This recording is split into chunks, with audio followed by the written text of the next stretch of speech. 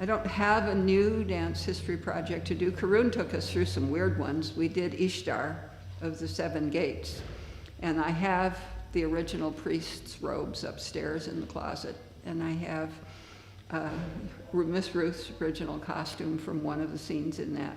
My partner Larry Ippel and I were the original St. Denis and Ted Shawn roles when we did it. It was pretty kitschy.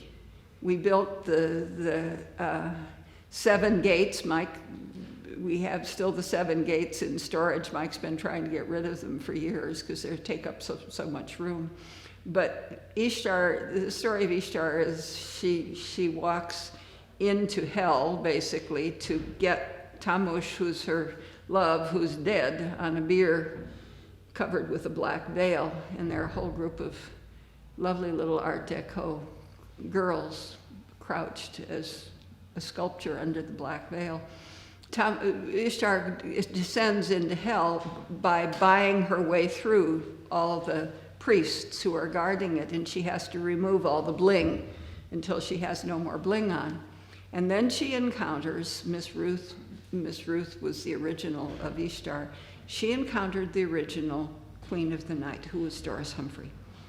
And Doris Humphrey was her first dramatic role. So it was interesting to us for that. And the Queen of the Night had a motif that she did, which was with fists and very powerful movement that she did. And Ishtar was in 1923. And as part of our Humphrey work, Charles Woodford had suggested that we would be the company to restore Doris Humphrey's original 1928 work, Grieg Concerto. So we, again, with a lot of hubris, this was in 1989, said, sure, let's do it. Sandy Kaufman was in the original cast, and the person who came to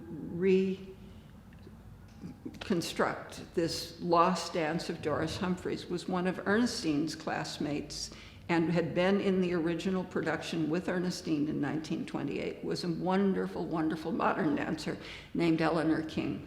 And Eleanor King came, and she was elderly. She was in her late 80s. She's a little older than Ernestine.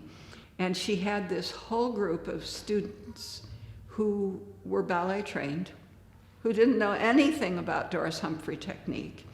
And she was supposed to reconstruct a work that is based on the fundamental principles of movement. She was accompanied by a man who rather exploited during his lifetime Doris Humphrey, named Mino Nicholas. He came with Eleanor, and we had a very good dancer who was Gordon Pierce-Schmidt's co-director at Grand Rapids, and then in Chicago worked Laura Berman, she is now, but was Laura Schwenk, who was taught here. And she danced with Momenta, and she was the original of the Grieg Concerto. The lead, it's a piece that's for a lead woman with 15 women, young women, and it's a very good piece for a university audience or university group because there are no men needed. And it's about women being powerful and learning to be powerful with a group leader. So Eleanor came and she said that the original movement that Doris had given for Grieg Concerto was that movement. And I said, well, I know I've seen that before. And Mino argued with her. He said Doris would never have done that with the fists and with the hand gesture like that, with that successional movement this early in her choreographic work. And Eleanor was adamant that that was what it was. And I was able to say, it is the identical movement to Doris Humphrey's first solo from 1923 with the Queen of the Underworld. And so the movement is there in Grieg. And then Eleanor passed on in 1991. We did a whole concert tribute of her works to her.